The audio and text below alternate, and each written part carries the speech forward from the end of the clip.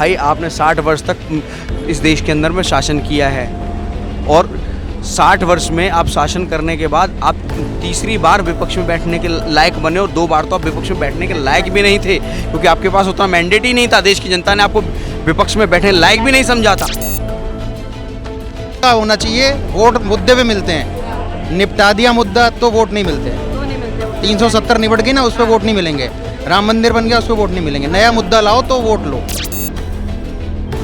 जो ये 99 भी हुआ है वो राहुल गांधी के अकेले दम पर नहीं हुआ है। वो भी 99 कितनी मेहनत की है उसका अंदाजा बता देता हूँ। पूरब से पश्चिम और उत्तर से दक्षिण तक पैदल दौड़ना पड़ा है। उसके बाद 28 लोगों का समर्थन लेना पड़ा, तब जाकर के आप 99 पे पहुंचे हो। और वो 240 जो लाया है ना, वो अपने दम पर लाया है। नमस्कार दर्शकों, आप देख रहे हैं इंस्टा फीड और मैं हूं शिव राजपूत। जैसा कि आप सबको मालूम है, अभी कुछ दिन पहले ही देश में लोकसभा चुनावों के नतीजे आए हैं, जिसके बाद सारा का सारा देश है वो अचंभित है, क्योंकि जिस प्रकार की उम्मीद थी वो बिल्कुल भी नहीं रिजल्ट सामने आया। जितने एग्जिट पोल थे वो सारे एग्जिट पोल भी गलत नज़र आए। देश के अंदर यूपी जो कि एक बहुत बड़ा फैक्टर है, लोग बहुत अचंभित हुए उससे। आइए करते हैं लोगों से उसको लेकर बात, क्या है लोगों की उस पर राय। कैसे देख रहे हैं सर ये जो हैरत अंगेज जो रिजल्ट आया है, क्या कहना चाहेंगे उसको लेकर? देखिए, हैरत अंगेज आप कह सकते हैं, लेकिन मैं इसको हैरत अंगेज नहीं मानूंगा। इसमें मोदी जी की जो विपक्ष दिखाने की कोशिश कर रहा है कि मोदी जी हार गए, तो मैं आपको बता दूं कि मोदी जी की हार नहीं है। जिस व्यक्ति को हराने के लिए समस्त विपक्ष एक हुआ, साथ में अमेरिका से George Soros, China government, Pakistan से तक सपोर्ट मिल रहा हो विपक्ष को, उसके बावजूद भी वो बहुमत से थोड़ा सा पीछे रहते हुए 240 सीटें खुद के बल पर के लेकर के आना, और विपक्ष की जो सबसे लार्जेस्ट पार्टी है जो 328 पे लड़ी, वो मात्र 99 के रिचार्ज पे अटक गई। जो 99 का जो रिचार्ज होता है वो 28 दिन से ज़्यादा नहीं चलता है। तो ये जो 28 पार्टियों का गठबंधन है, ये भी 28 दिन से ज़्यादा नहीं चलने वाला है। तो अभी आप देखते जाइए, शनिवार को पार्टी का सरकार का गठन होने वाला है। राष्ट्रपति महोदया को समर्थन पत्र दे दिया गया है और आप शनिवार को जब पार्टी सरकार का गठन होगा, आप देखेंगे कि उस समय अभी जो एनडीए का बहुमत का आंकड़ा 293 का है, वो 320 तक पहुंच जाएगा।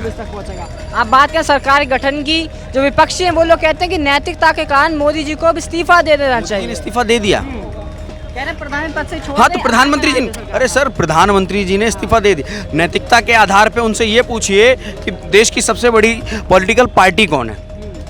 अगर आप नैतिकता की बात कर रहे हैं तो संविधान के अकॉर्डिंग भी राष्ट्रपति उसी को आमंत्रित करेगी जो देश की सबसे बड़ी पार्टी है। तो उनसे ये पूछिए कि देश की सबसे बड़ी पार्टी कौन है। नैतिकता तो आप में नहीं बची है। 99 ला करके आप ऐसे दिखाने की कोशिश कर रहे हो कि आपने युद्ध जीत लिया है। अरे भाई, आप जीते नहीं हैं। आप अपनी ही लड़ी हुई सीटों का मार्जिन देखिए, प्लस में आप लड़ी हुई सीटों का परसेंटेज देखिए, प्लस में आपको मिले हुए वोटों की परसेंटेज देखिए। आपको पता चल जाएगा कि आपकी कितनी औकात है। आप 328 पे लड़ते हैं और 99 पे अटक जाते हैं। हम 400 कुछ पे लड़ते हैं, 50% से ज़्यादा का स्ट्राइक रेट रहा है, और आपका तो 30% का स्ट्राइक रेट रहा है। पर भाई लोग बार बता करते हैं कि जो मोदी जी जो पार्टी दावा करती थी कि एनडीए 400 पार, बीजेपी 370, पहले 303 थी बीजेपी अकेले के दम पे, अब की बार पूरा मिलकर भी सर 400-300 नहीं पार कर पाए। क्या? अरे सर, वही चीज़ तो मैं कह रहा हूँ, ये मिलकर के भी उसको हरा नहीं पाए। जितनी इंडी गठबंधन की 28 लोगों के मिलकर के जो सीटें हैं, उससे ज़्यादा अकेली भाजपा की हैं। तो ये लोग कहाँ कंपैरिजन कर रहे हैं? कंपैरिजन आप उससे कीजिए जहां आप बराबरी में बैठे। इंडी गठबंधन में सबसे बड़ी पार्टी कौन है? कांग्रेस है। कितनी सीटें हैं? 99। दूसरे नंबर की पार्टी कौन है? सपा है। कितनी सीटें हैं? 35 सीटें हैं। अरे प्रभु, और बिहार में जो आस्तीन ने चढ़ा करके बोलते थे, कितनी सीटें आई हैं? 4 सीटें आई हैं। जो 4 सीट पे लड़ रहा था वो कहता था कि मैं मोदी जी के विजय रथ को रोक दूंगा। और तो और एक दिल्ली में भी था छोटा पौआ, 21 दिन आया, ड्रामा करके गया। 150 पे रोकने की बात कर रहे थे। वो उत्तर प्रदेश वाला जो खुद मात्र क्या नाम है आपके 60 सीटों पे चुनाव लड़ रहा था, वो कहता था कि बीजेपी को 140 सीटें मिलेंगी। अरे भाई 140 नहीं 240 हुई हैं, ये प्लस में 100 हो गई हैं। आप जो क्लीन स्वीप की बात करते थे, आपको भी यूपी की जनता ने, आपने भी जनता को गुमराह करके जातिवाद में बांट करके और झूठा लॉलीपॉप दे करके 1 लाख रुपए का खटाखट और फटाफट। बिल्कुल सर, आपने यूपी की बात करी, यही करना चाहिए। क्या लग रहा है यूपी में क्या बड़ा फैक्टर है जो बीजेपी के साथ इतना बड़ा वहाँ खेल हुआ है, लोग कह रहे हैं कि खेला हो गया बीजेपी के साथ? देखिए मैं आपको बताऊँ, आपको एक छोटा सा एक एग्जांपल देता हूँ।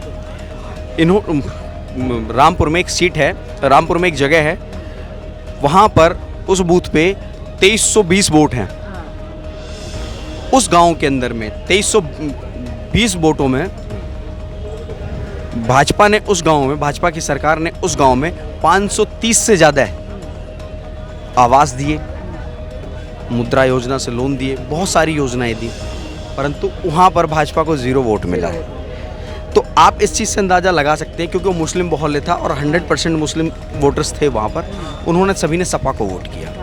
तो ये धर्म आधारित, क्यों उन्होंने वक्फ वोट की बात की, उन्होंने मुस्लिमों को आरक्षण देने की बात की, उन्होंने यहाँ पर उन्होंने धर्म और जातिवाद का जो कार्ड खेला वो भाजपा को डेंट कर गया। सर धर्म की बात करें तो राम मंदिर दिया इतना पुराना, उसको लेके भी कुछ नहीं हो पाया। सुनिए, अरे सर वहाँ की मैं बताता हूँ, अगर आप राम मंदिर के और अयोध्या की बात कर रहे हैं तो आपको चीज़ बता दूँ, एक छोटा बच्चा होता है, जब उसे भूख लगती है तो माँ बाप याद आते हैं, परंतु जब उसका पेट भरा हुआ होता है तो बाहर के लोगों के साथ में घुल मिल जाता है। तो वहाँ की जनता को आज के समय में भरपेट भोजन भी मिल रहा है, रोटी कपड़ा मकान भी मिल रहा है और रोजगार भी मिल रखा है। तो जिसकी वजह से वो भ्रमित हो गए, उन्हें लगा कि अब ये तो हमारे हैं ही हैं, ये भी अगर हमें मिल जाए तो बहुत अच्छा है, 1 लाख मिल 8,000 रुपये महीना जो थे वो भी मिल जाए। तो वो वहाँ पर भी ऐसा नहीं है, अयोध्या में भी 5 लाख से ज़्यादा वोट बीजेपी को मिले हैं।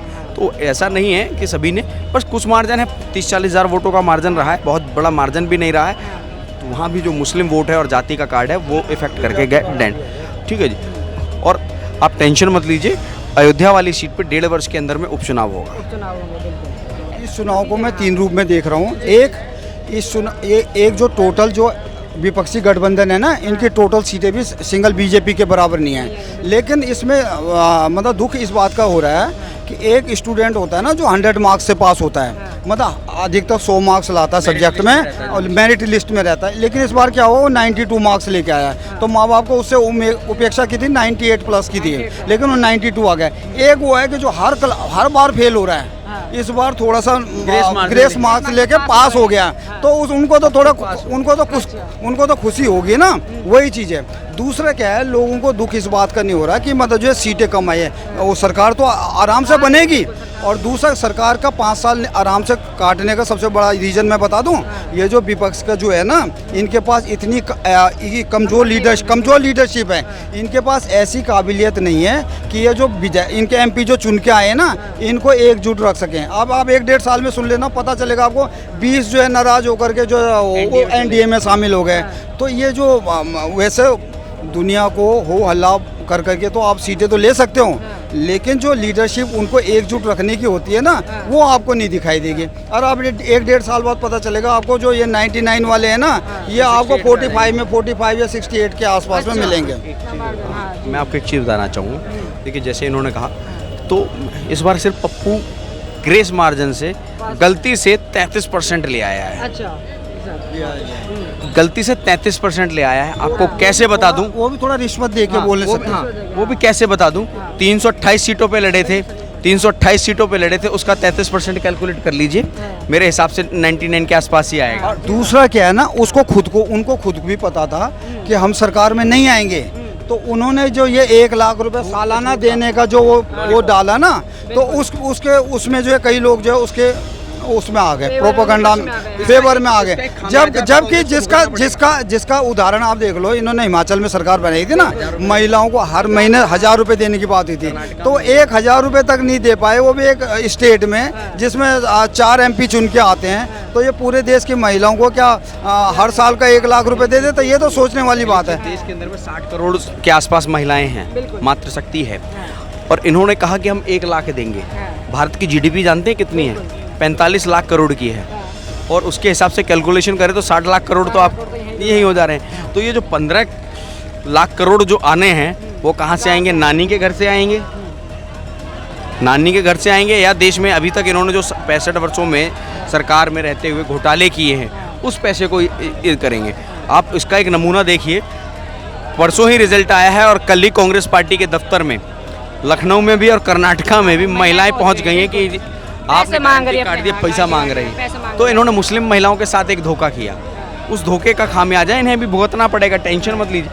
ठीक है, और दूसरा एक चीज़ और, इन्होंने एक नैरेटिव सेट करने की कोशिश की कि 240, अरे भाई ये भी तो बताओ, आप 4 राज्य भी हारे हो, 4 राज्य भी हारे हो, सिक्किम में आपका खाता नहीं खुला, अरुणाचल में आपका खाता नहीं खुला, और तो और तेलंगाना, उड़ीसा में कांग्रेस जीरो है, और तो और आंध्रा में आप 7 सीटें लाए और भाजपा वहाँ पर सरकार बना रही है। अरे तो भाई आप ये भी तो बताओ कि अरुणाचल में क्या क्या हुआ हमारे साथ। अरुणाचल में 10 विधायक निर्विरोध जीते हैं, आपके पास कैंडिडेट नहीं मिले, और तो और लोकसभा में भी सूरत की सीट पे आप निर्विरोध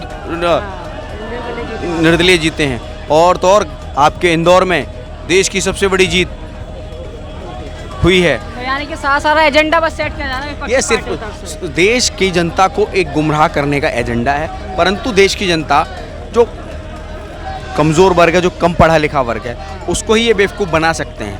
ये लेफ्टिस्ट जो है ये उनको ही बेवकूफ़ बना सकते हैं, परंतु देश की समझदार जनता को बेवकूफ़ बनाने का कार्य नहीं कर सकते। और देश की जनता ने इस जनाधार में दिखा भी दिया कि आप 99 के ही लायक हो, 328 पे लड़े जरूर थे, आप छोटे रिचार्ज के ही लायक हो, इस बार तो आपको विपक्ष में बैठने के काबिल ही बना। सबसे बड़ी दुर्भाग्य की बात तो ये है कि वो पार्टी जिसने देश के अंदर में 65 वर्ष राज्य किया, 60 वर्ष राज्य किया, वो पार्टी आज 52 से 99 होने पर इतनी खुशी मना रही है। इस बात का आश्चर्य होता है। अरे भाई आपने 60 वर्ष तक इस देश के अंदर में शासन किया है, और 60 वर्ष में आप शासन करने के बाद आप तीसरी बार विपक्ष में बैठने के लायक बने, और 2 बार तो आप विपक्ष में बैठने के लायक भी नहीं थे, क्योंकि आपके पास उतना मैंडेट ही नहीं था। देश की जनता ने आपको विपक्ष में बैठने लायक भी नहीं समझा था। चलिए धन्यवाद सर। और लोग इस बार भी जो ये 99 भी हुआ है वो राहुल गांधी के अकेले दम पर नहीं हुआ है, वो भी 99 कितनी मेहनत की है उसका अंदाज़ा बता देता हूँ। पूर्व से पश्चिम और उत्तर से दक्षिण तक पैदल दौड़ना पड़ा है, उसके बाद 28 लोगों का समर्थन लेना पड़ा, तब जाकर के आप 99 पे पहुंचे हो। और वो 240 जो लाया है ना, वो अपने दम पर लाया है। इस बार यूपी में जो परिणाम आया, इससे फर्क क्या पड़ता है? अब धोखा कह लो, सच कह लो, झूठ कह लो, जो हो गया। आपने सुबह जो खाया था बदल सकते हो? तो फिर परिणामों पे बात करने का क्या फायदा? जो हुआ सही हुआ, जो हुआ सही हुआ, बदल सकते हैं क्या हम आप? नहीं, बिल्कुल। लोग कह रहे हैं कहीं ना कहीं जो मोदी सरकार है उसमें हो सकता है कि अब जो फिर से पलटी मार रही है। इसे ही तो डेमोक्रेसी कहते हैं बॉस, इसे ही तो डेमोक्रेसी कहते हैं। डिक्टेटरशिप में तो कह नहीं सकते ना आप। डेमोक्रेसी में आपको आज़ादी, जो मर्जी कह लो, जो आप सोच रहे हो कह सकते हो। कोई मोदी को सही कह रहा है, कोई मोदी को गलत कह रहा है। डेमोक्रेसी इसी का नाम है, डेमोक्रेसी रहनी चाहिए, दैट्स ऑल। मतलब इस बार ईवीएम की भी, जैसे उन्होंने पीछे बात करी, ईवीएम पे सवाल नहीं उठे हैं, कोई फर्क नहीं पड़ता, उठ जाएंगे सवाल ना उठें, उठ जाए, कोई फर्क नहीं पड़ता, डेमोक्रेसी है।